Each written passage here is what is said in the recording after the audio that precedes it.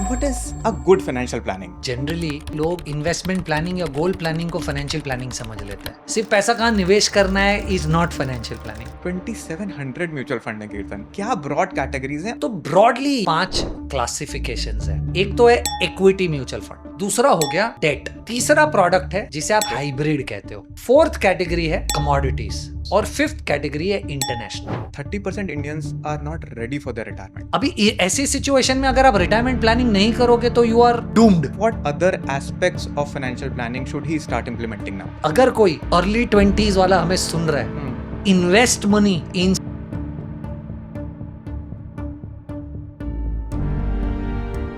Hi guys, this is Devanshu here and this is Paranam Money podcast. Financial planning ये एक ऐसा topic है जिस पे हमने सबसे ज्यादा कमेंट्स रिसीव किए हैं। कोई अपने अर्ली 20s में है, he is young salaried person and trying to make a investing corpus out of it. Somebody who is in their 30s, they are trying to ace financial planning and trying to understand what goals and milestones they should achieve now. Someone who is in their 40s and 50s, they are trying to understand what kind of retirement planning would work for them. So today we thought, why not get someone who is a financial planning expert? So today we have Kirtan with us. He is a certified financial planner and an expert at investments and planning. So welcome Kirtan to our podcast. Devanshu, thank you so much for inviting me. What is a good financial planning? What is a good to have? What is a must have? And what is a very good to have? बड़ा interesting topic है to start with. I tell you why. क्योंकि लोग generally investment planning या goal planning को financial planning समझ लेते हैं। यानी आप किसी को इन्वेस्टमेंट प्लानिंग में या उसका पैसा कहाँ निवेश करना चाहिए उसमें आप हेल्प कर दो तो उसको ऐसा लग रहा है कि आपने शायद इन्वेस्टमेंट उसकी एक फाइनेंशियल प्लानिंग कर ली, या उसे ऐसा लगता है कि आपने उसके रिटायरमेंट के लिए कोई एक अच्छा सा इन्वेस्टमेंट ऑप्शन दिखा दिया तो उसकी फाइनेंशियल प्लानिंग हो गई। एक्चुअली गोल बेस्ड प्लानिंग या इन्वेस्टमेंट प्लानिंग फाइनेंशियल प्लानिंग का एक छोटा सा हिस्सा है। मान लीजिए मैं आपकी फाइनेंशियल प्लानिंग कर रहा हूँ तो सबसे पहले तो मैं देखना चाहूँगा कि आपके पास कितनी इनकम है, आप कहाँ कहाँ एक्सपेंस कर रहे हो और उसे मैं कैसे बजट कर सकता हूँ। देखिए, अगर उसे सही तरीके से आप बजट नहीं करेंगे तो आपके पास ज़्यादा पैसा होगा ही नहीं निवेश करने के लिए, तो आपकी बाकी जो भी इन्वेस्टमेंट से रिलेटेड प्लानिंग है सब आउट ऑफ द पार्क है, उसका कोई मतलब ही नहीं है। तो फाइनेंशियल प्लानिंग का सबसे बेसिक स्टेप है कि आप बजटिंग करो। दूसरा स्टेप है कि आप रिस्क मैनेजमेंट को सबसे पहले ध्यान में रखिए। इन्वेस्टमेंट प्लानिंग करने के पहले रिस्क मैनेजमेंट का मतलब क्या है? 2021-2020 में लोगों को शायद समझ गए कि इमरजेंसी कॉर्पस कितना इंपॉर्टेंट है। उसके पहले अगर हम लोगों को कहते थे कि आपको 6 महीना 8 महीना आपका लिविंग एक्सपेंसेस साइड में रखना चाहिए कि कल उठकर अगर कुछ हो जाए कि आपके पास उतना पैसा हो दूसरी जॉब मिलने तक सर्वाइव करने के लिए, तो लोग हंसते थे। पर आज आई थिंक बड़ा नॉर्मल हो गया, लोगों को ये समझ चुका है कि 6-8 महीने का पैसा मेरे पास होना चाहिए। तो बजटिंग के बाद सबसे पहले आपको इमरजेंसी प्लानिंग करनी है, आपको एक टर्म इंश्योरेंस लेना है। अगर आप पैसा कमा रहे हो, आपकी फैमिली आपके पैसों पर डिपेंडेंट है, आपको उठकर कल कुछ हो जाता है तो उनके लिए एक रिप्लेसमेंट चाहिए, राइट, जो टर्म इंश्योरेंस है। और तीसरा सबसे इंपॉर्टेंट, आपको एक मेडिकल इंश्योरेंस लेना है आपके लिए और आपकी फैमिली के लिए। इसके बाद आप करते हो इन्वेस्टमेंट प्लानिंग या गोल प्लानिंग, राइट, कि रिटायरमेंट के लिए मैं किस तरीके से प्लान करूं, बच्चों के एजुकेशन के लिए क्या मुझे घर लेना है तो उसके लिए कैसे प्लान करूं, मेरे पास एक्स्ट्रा पैसा है उसे कहाँ निवेश करूं। तीसरा स्टेप इन्वेस्टमेंट प्लानिंग है, जो लोगों को लगता है कि वो तीसरा स्टेप ही फाइनेंशियल प्लानिंग है। और उसके बाद चौथा स्टेप है एस्टेट प्लानिंग, जिसके बारे में तो इंडिया में शायद कोई बात ही नहीं करता है। तो मान लीजिए रिस्क मैनेजमेंट यानी इंश्योरेंस में अभी भी 4-5% इंडिया के पास इंश्योरेंस है, या इन्वेस्टमेंट में भी 5-6% इंडिया का पॉपुलेशन इन्वेस्टेड है। पर मुझे लगता है 1% से कम लोगों के पास इंडिया में आज एस्टेट प्लानिंग है। एस्टेट प्लानिंग का मतलब क्या है? आज आपको अगर कुछ हो जाता है तो आपके इन्वेस्टमेंट्स, आपका घर, जो भी आपके एसेट्स है वो नेक्स्ट जनरेशन को कितनी स्मूथली पास ऑन कर सकते हो। और पांचवा एलिमेंट फाइनेंशियल प्लानिंग का है टैक्स प्लानिंग। टैक्स इवेजन नहीं है, आप टैक्स बचाने की कोशिश करने से ज्यादा आप उसे अच्छी तरीके से प्लान कर रहे हो कि आपका टैक्स इंसिडेंट कम हो जाए। ये पांचों चीज को अगर आप मिला लोगे तब एक फाइनेंशियल प्लान बनता है। सिर्फ पैसा कहाँ निवेश करना है is not financial planning. First step पे थोड़ा सा डीप डाइव करते हैं। Sure. You said about insurance.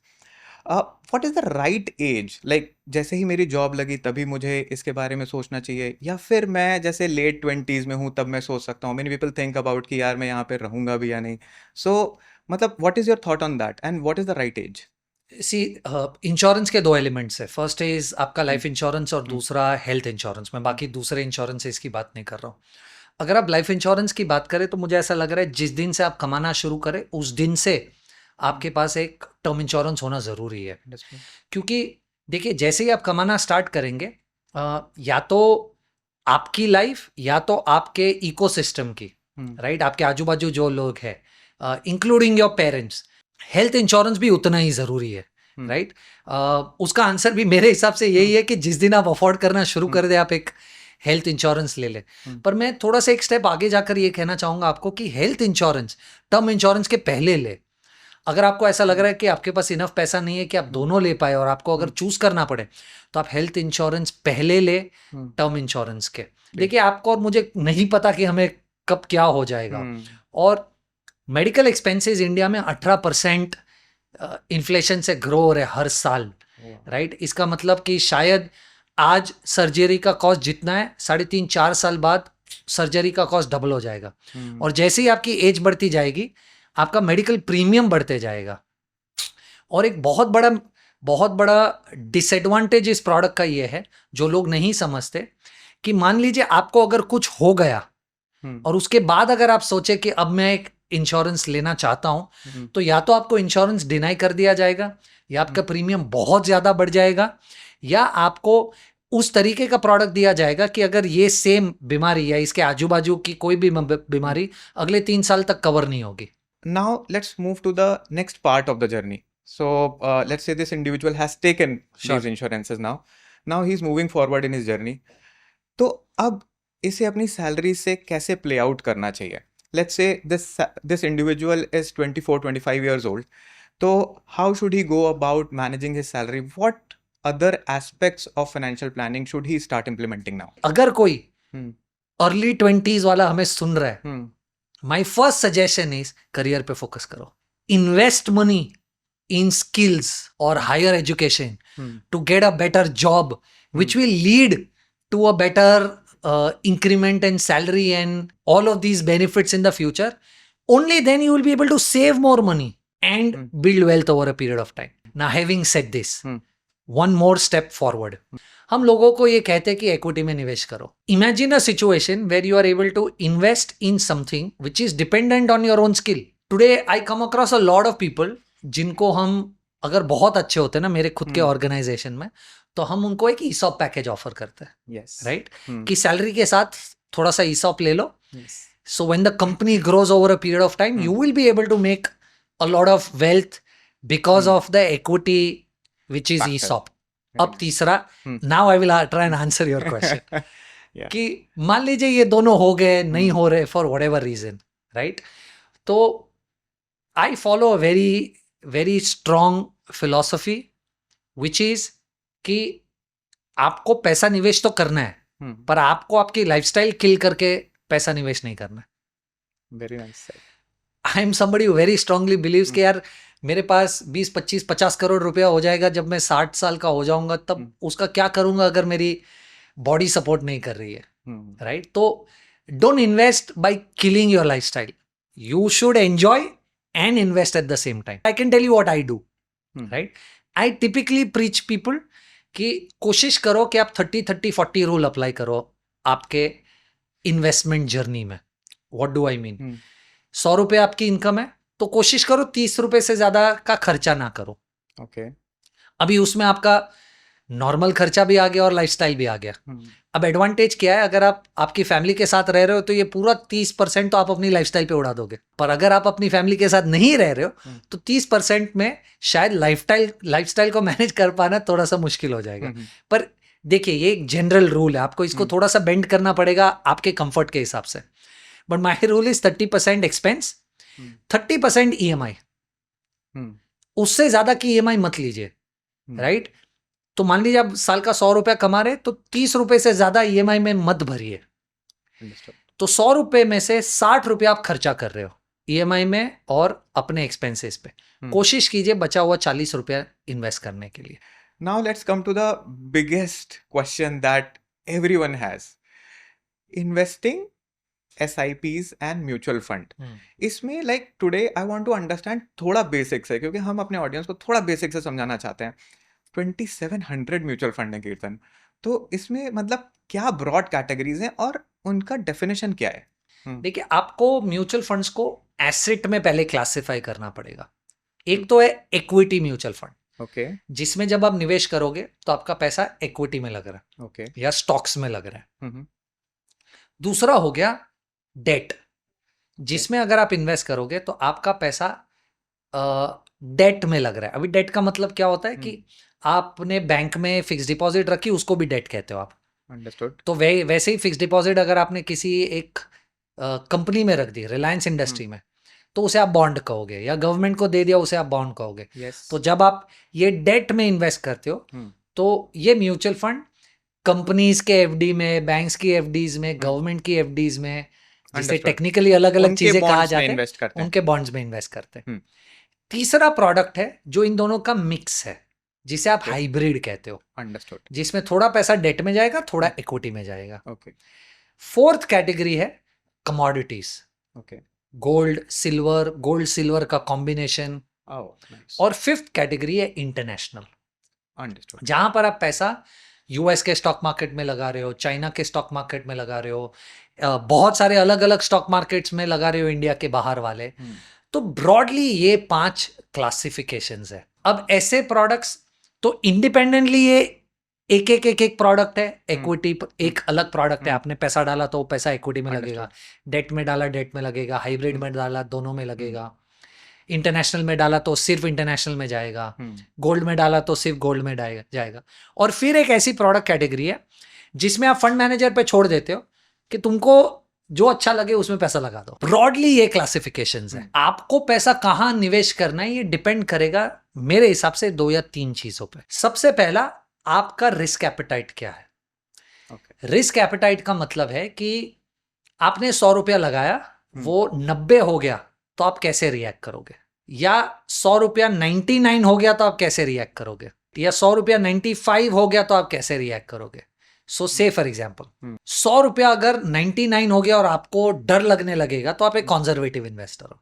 100 रुपया 95 हो जाएगा तब आपको डर लगेगा, 99 पे नहीं 95 पे, तो शायद आप एक मॉडरेट लेवल के इन्वेस्टर हो। 100 रुपया 90 हो जाएगा या 80 हो जाएगा तभी भी आपको कोई फर्क नहीं पड़ेगा, क्योंकि आपको पता है कि ये वापस रिकवर हो जाएगा, तब आप एक अग्रेसिव इन्वेस्टर हो। तो मान लीजिए अगर आप एक अग्रेसिव इन्वेस्टर है जिसने 100 रुपया मार्केट में लगाया, वो 80 हो जाएगा तो भी उसको कोई फर्क नहीं पड़ेगा, वो तो ज्यादा पैसा लगाएगा क्योंकि उसको पता है कि मार्केट अल्टीमेटली तो ऊपर जाएगा, राइट। उसके बाद नेक्स्ट स्टेप आपका ये होना चाहिए कि आपके पास कितना समय है। मान लीजिए अगर आप एक अग्रेसिव इन्वेस्टर भी है, 100 का 80 हो जाएगा तो भी आपको कोई फर्क नहीं पड़ेगा, पर आपके पास सिर्फ 2 साल का समय है या 3 साल का समय है मार्केट में पैसा निवेश करने के लिए, तो आपको मिड कैप स्मॉल कैप नहीं करना चाहिए। 2 मेन चीजें, आपका रिस्क एपेटाइट क्या है और कितना समय है। इसके बेसिस पे डिसाइड होगा कि आप किस तरीके का पोर्टफोलियो बनाएंगे। मान लीजिए एक लॉन्ग टर्म निवेशक की बात करते हैं, ओके, आप अग्रेसिव हो और आपके पास 10 साल से ऊपर का इन्वेस्टमेंट होराइजन है, तो मेरी थियरी ये है कि आपके पास अगर 100 रुपए तो 33 रुपया लार्ज कैप में लगाइए, 33 रुपया मिड कैप में लगाइए और 33 रुपया स्मॉल कैप में लगाइए। All equal across all market cap, क्योंकि 20-25 साल का डेटा ये कहता है कि आप अगर ये स्ट्रेटेजी को फॉलो करेंगे तो आपको रिटर्न मिड कैप के मिलेंगे और रिस्क लार्ज कैप का होगा। यही तो आप करने की कोशिश करते हो आप इन्वेस्टमेंट में, कि रिस्क कम रखे और रिटर्न ज्यादा निकाले, राइट।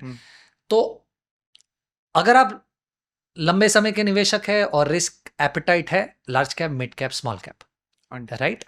अब इसमें मैं एसेट एलोकेशन की बात नहीं कर रहा हूं, राइट, क्योंकि मुझे ऐसा लग रहा है कि ऑफ कोर्स जनरल जनता के लिए एसेट एलोकेशन बहुत जरूरी है, कि अगर आप एक अग्रेसिव इन्वेस्टर है और आपके पास 100 रुपया है निवेश करने के लिए, तो आप कोशिश कीजिए कि 80% पैसा आप इक्विटी में रखें और बाकी का 20% पैसा आप गोल्ड में रखें।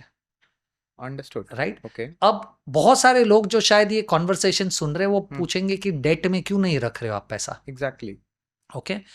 अब मेरा थीसिस डेट का टिपिकल टिपिकली ये है, एज अ सैलरीड प्रोफेशनल आप ऑलरेडी अपनी बेसिक प्लस डीए का 12% आप और 12% आपका एम्प्लॉयर एम्प्लॉय में। प्रोविडेंट फंड में डाल रहा है, यस। राइट? वो तो डेट ही है, आप हर महीना डाल रहे हो, उसके ऊपर आपको अनबीटेबल रिटर्न मिल रहा है 8.25% टैक्स फ्री। अगर आप 30% के टैक्स ब्रैकेट में हो तो आपको 11.8% कमाना पड़ेगा फिक्स्ड इनकम में, जिसके ऊपर अगर आप 30% टैक्स भरोगे तब जाकर 8.25 होगा। यानी वो आपको 11.8% प्री टैक्स रिटर्न जितना रिटर्न दे रहा है, और उसमें आप ज्यादा पैसा ऐड भी कर सकते हो वॉलंटरीली, 2.5 लाख रुपए तक साल का। यस। राइट? तो मुझे ऐसा लग रहा है फिक्स्ड इनकम करना है तो वो तो है ना ऑलरेडी, एग्जैक्टली, एंड इनफैक्ट 10% आपका पोर्टफोलियो उधर है। राइट? तो क्यों ज्यादा फिक्स्ड इनकम करना है? राइट? तो मुझे ऐसा लग रहा है कि अगर आप सैलरीड प्रोफेशनल हो तो फिक्स्ड इनकम ऑलरेडी आपका हो रहा है। Focus on trying to build aggressive assets. Understood.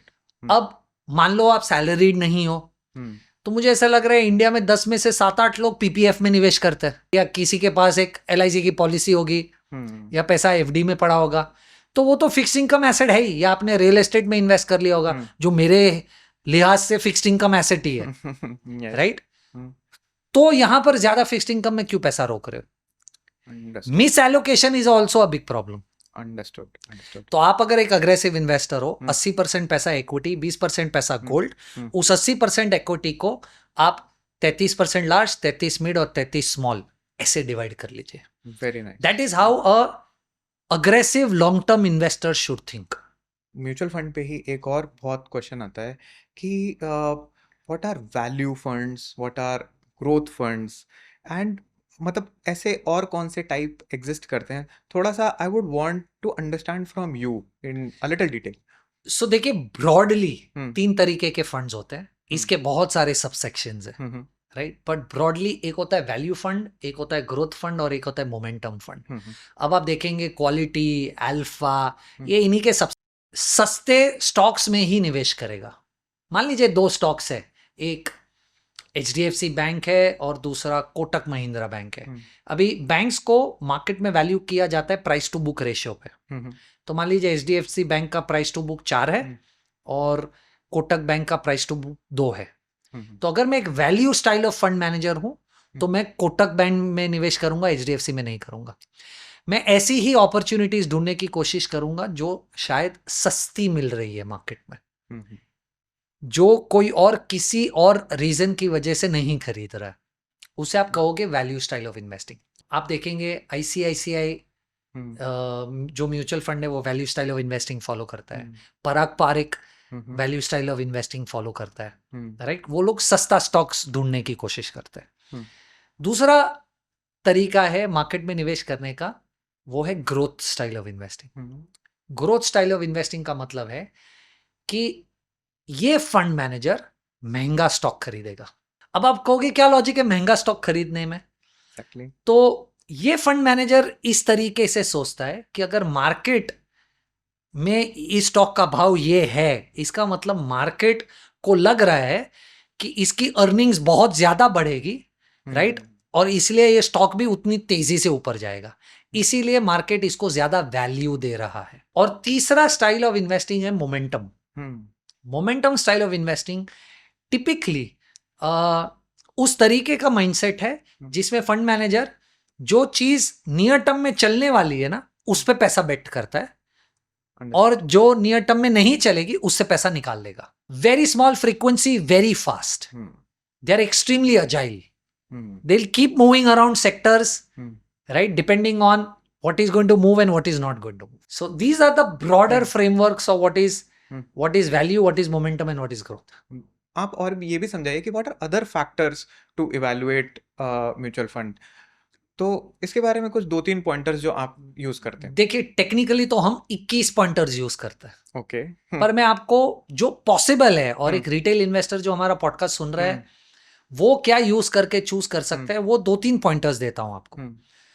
सबसे पहले तो आपको रोलिंग रिटर्न्स देखनी है किसी भी फंड की। रोलिंग रिटर्न क्या होती है? अब मैं मान लीजिए मैं आपको अगर एक एग्जांपल दूं, 2 फंड्स है। एक फंड जिसने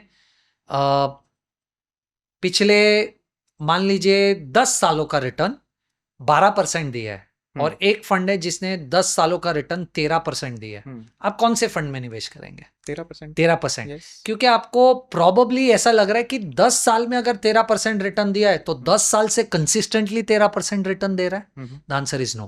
प्लीज अंडरस्टैंड मैथमेटिकली 10 साल के पीरियड में अगर फंड ने पिछले लेटेस्ट 1 साल 1.5 साल 2 साल में बहुत अच्छा परफॉर्म किया है तो ऑटोमेटिकली आपका 10 साल का नंबर भी अच्छा दिखने लगेगा। तो पिछले 1 1.5 2 साल में अगर फंड ने अच्छा किया है तो 3 साल 5 साल 7 साल 10 साल सबका नंबर अच्छा दिखेगा।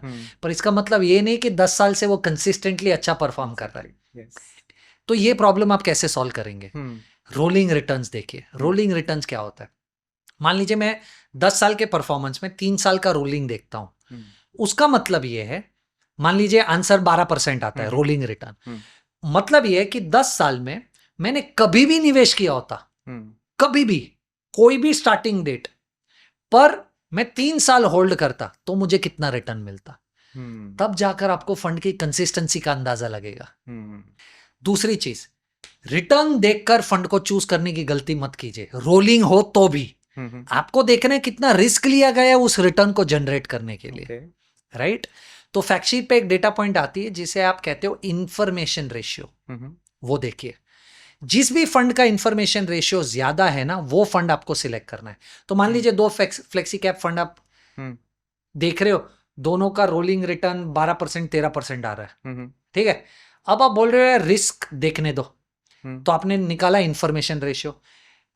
एक का इंफॉर्मेशन रेशियो आ रहा है 0.5, दूसरे का 1 आ रहा है, ठीक है? तो अगर 1 आ रहा है इंफॉर्मेशन रेशियो और इसने 12% रिटर्न दिया है तो भी इस फंड को सिलेक्ट कीजिए वर्सेस दूसरा फंड जिसमें 0.5 में 13% दिया है।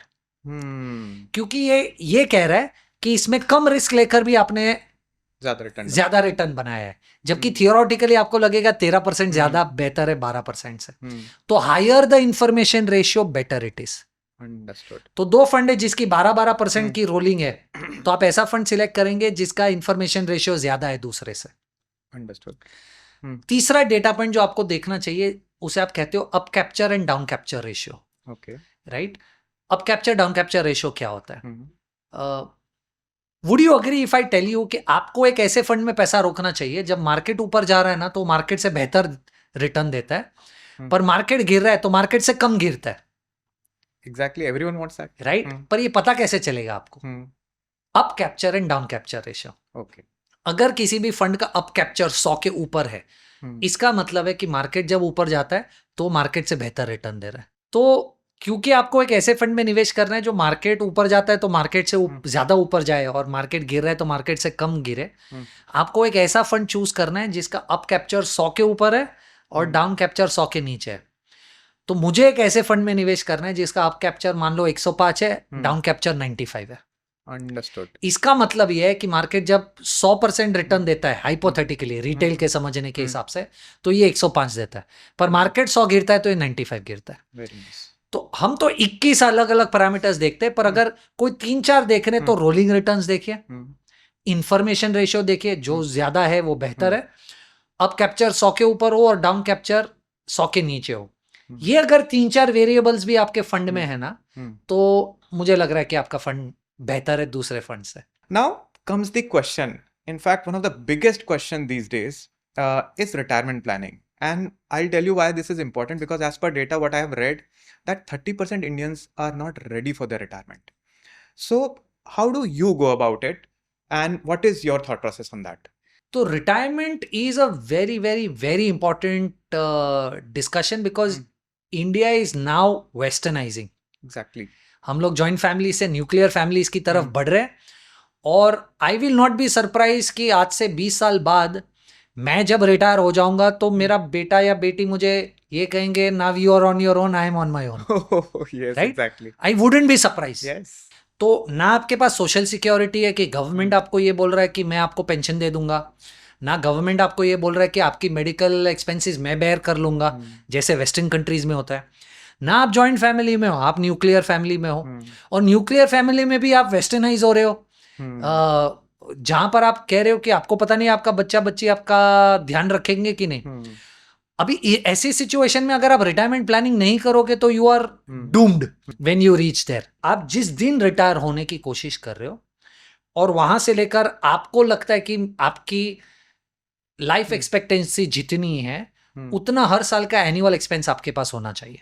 हम्म, what I mean by that, hmm, मान लीजिए आप सोच रहे हो कि आप 60वें साल पे रिटायर हो जाओगे हम्म, और आप 85 ईयर्स तक जियोगे। ऑफ कोर्स 60 साल पे retirement is also an assumption and 85 years death is also an assumption. पर कुछ अजम्पशंस पे ही थीसिस या थंब रूल्स लिखे जाते हैं। और मान लीजिए जब आप 60 साल के हो, आपका साल का घर का खर्चा 20 लाख रुपए, तो अगर आपको 20 लाख रुपया साल का खर्चा है और आप 25 साल तक जीने वाले हो, तो 20 lakh into 25 is the amount of money that you will need when you retire. अगर इतना पैसा आपके पास है तो आने वाले 25 सालों का inflation, your expenses, everything else can be taken care of. That is actually the thumb rule. अभी आजकल कुछ ऐसे भी लोग हमारे पास कमेंट करते हैं जिन्होंने थोड़ा सा कॉर्पस बना लिया है, लेट्स से 3 to 4 CR का कॉर्पस बना के वो रिटायर कर रहे हैं अब, and many of them are equity and mutual fund investors as well. उसमें एक बहुत बड़ा क्वेश्चन आता है कि SWP कितना होना चाहिए और किस चीज पे उसको बेस करना चाहिए। Should we like base it on the market? If it is going good, should we like stop it? What would be your advice on that? Unfortunately SWP को बड़ा मिसरिप्रेजेंट किया गया है, very honestly. Okay, and I tell you why. पर मान लीजिए आज अगर आप रिटायर हो चुके हो और आप अगर सीनियर सिटीजन हो, my first advice to you will be कि सीनियर सिटीजन सेविंग स्कीम में पैसा रोक दो। Very nice. उसके बाद बचा हुआ पैसा आप SWP करने की कोशिश करें। Okay. Okay, if I'm not wrong, while you and I are discussing, senior citizen savings scheme is paying 8.1 8.2%. Yes, 8.25 somewhere. हाँ, थोड़ा सा ऊपर नीचे होगा। I'm not exactly sure of the number, but the point that I'm trying to make is it is still 1.5% higher than your bank FD. Exactly. Right? तो उससे बेहतर risk averse fixed income option आपके लिए नहीं है जब आप retire हो रहे हो। तो पहला पॉइंट है। दूसरा पॉइंट, जब आप SWP करें, right, what people don't understand is ये जो मैथ किया जाता है 12% पे 8% निकालने के बाद भी आपका कॉर्पस 10 गुना हो जाएगा, इज ऑल बुलशिट। राइट, क्योंकि जब आप रिटायर हो रहे हो आपको आपके पोर्टफोलियो में वॉलेटिलिटी नहीं चाहिए। तो you can not have equity in your portfolio when you are trying to do an SWP। तो जब आप रिटायर होगे सबसे पहले आपको इक्विटी से बाहर निकलकर या तो फिक्स्ड इनकम में जाना है या तो हाइब्रिड में जाना है। अंडरस्टूड। राइट, हाइब्रिड भी आप कब लोगे? हाइब्रिड आप तब लोगे जब यू आर ओके कि थोड़ा सा पोर्टफोलियो ऊपर नीचे हो जाएगा तो आपको प्रॉब्लम नहीं होगी। First thing you have to consider, जब आप 60वें साल पे इक्विटी से निकलकर डेट या हाइब्रिड में जाओगे तो सबसे पहला टैक्स इंसिडेंस आएगा आपको जो वहां भरना पड़ेगा। कोई इसके बारे में बात नहीं करता। तो आपके पास 100 रुपए थे, 12.5 चले गए, अब आपके पास 87.5 बचा है। सिंपल मैथ, मोटा मोटा। राइट, अब आप वो 87.5 या तो डेट में इन्वेस्ट कर रहे हो या हाइब्रिड में इन्वेस्ट कर रहे हो, depending on your risk profile and various other factors. इसमें से भी आप 6% से ज्यादा पैसा विड्रॉ नहीं करोगे। राइट, क्योंकि please understand there is something called a sequence of returns. What is sequence of returns? आपने हाइब्रिड में पैसा लगा दिया और आपके पैसा लगाने के इमीडिएटली बाद मार्केट गिर गया और आप उसके बावजूद भी पैसा निकाल रहे हो तो आपका कॉर्पस डिप्लीट हो रहा है। तो आपको उस कॉर्पस पे पहुंचने के लिए सालों लग जाएंगे वापस। एंड इनफैक्ट बहुत ज़्यादा जो रिटायरमेंट अप्रोच करने वाले होते हैं उनके अंदर एक earning through real estate rental का एक बहुत ज़्यादा there is a thought of that. मतलब ये करना चाहिए लोगों को। Sometimes people say that it is safe है यार, आता रहेगा मेरे पास, एक इनकम है मेरी, साइड इनकम टाइप की। So what is your thought on that? और should be like, is there any other asset class? 100% there is another asset class that you should consider, which is REITs. Exactly. Real Estate Investment Trust. I'll tell you why. Look, physical real estate में बहुत challenges है। पहला challenge, ticket size. मुझे बाहर का नहीं पता, मैं बॉम्बे की बात करूँ तो यहाँ पर आपको 1 रूम किचन नहीं मिलेगा 1 करोड़ रुपए में। राइट, सेकेंड, आप अगर रेसिडेंशियल रियल एस्टेट में पैसा रोक रहे हो तो रेंटल यील्ड 2-3% से ज्यादा नहीं है। यानी 1 करोड़ के घर पे आपको साल का 2,40,000 या 3 लाख रुपया मैक्स इंटरेस्ट हम्म मिलेगा, जो भी टैक्सेबल है, और उसके ऊपर आपको मेंटेनेंस कॉस्ट और वो सब निकालने के बाद 2% से ज्यादा आपके हाथ में बचेगा नहीं। थर्ड प्रॉब्लम, क्या आपको इसमें से थोड़ा सा पैसा चाहिए, थोड़ा सा, तो क्या आप एक बाथरूम बेच सकते हो? आपको पूरा घर बेचना पड़ेगा, लिक्विडिटी नहीं है। आज आप बेचने की कोशिश करोगे, शुरुआत करोगे, तो 6 महीने बाद बिकेगा। बहुत सारे चैलेंजेस है फिजिकल रियल एस्टेट में।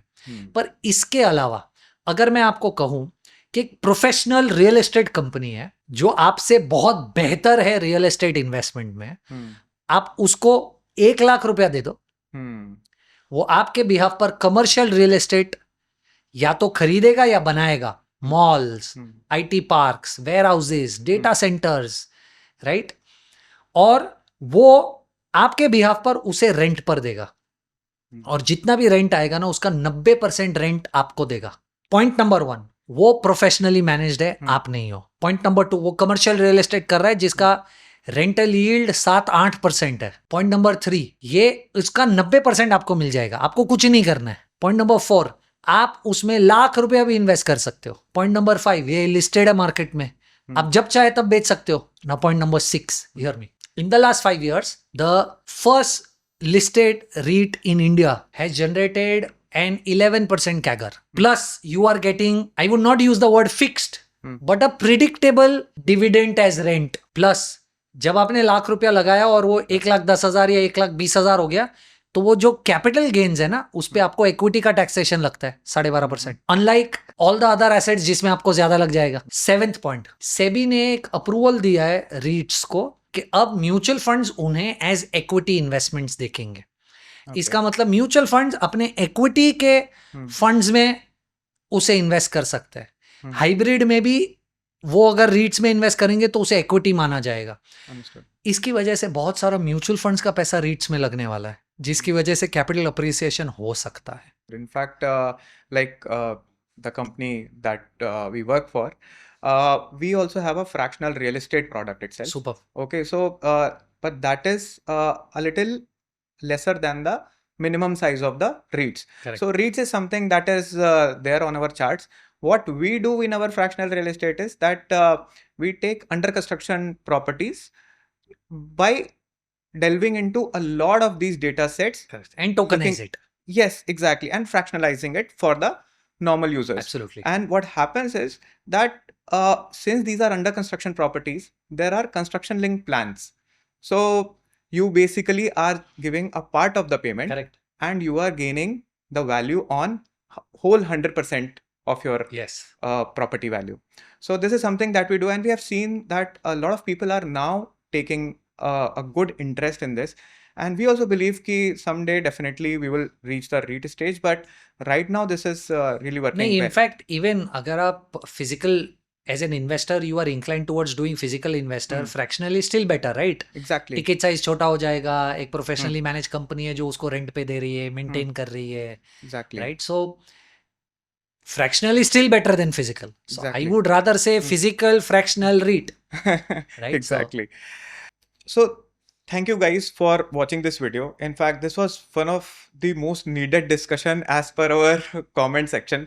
हमने काफ़ी सारी चीज़ें कवर करी, starting from financial planning to investing in mutual fund, how much amount of gold to keep, and how to go about planning your retirement.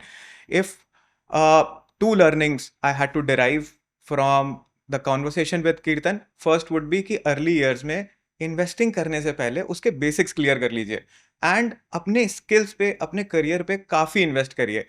I have done that, he would have also done that, and we both would recommend you कि आप अपने skills पे अगर invest करेंगे तो आप एक अपना इन्वेस्टिंग पोर्टफोलियो आगे जाके बेहतर बना पाएंगे. एंड सेकेंड थिंग इज कि not just don't go just by the last 2-3 years ka returns. There are other factors as well. If you will delve deeper, you would definitely gain some more insights into that. And if nothing is happening, then the best way to go about is कि आप उसे equally divide करिए और कुछ दिन उसे grow होने दीजिए and then rebalance as per your risk appetite.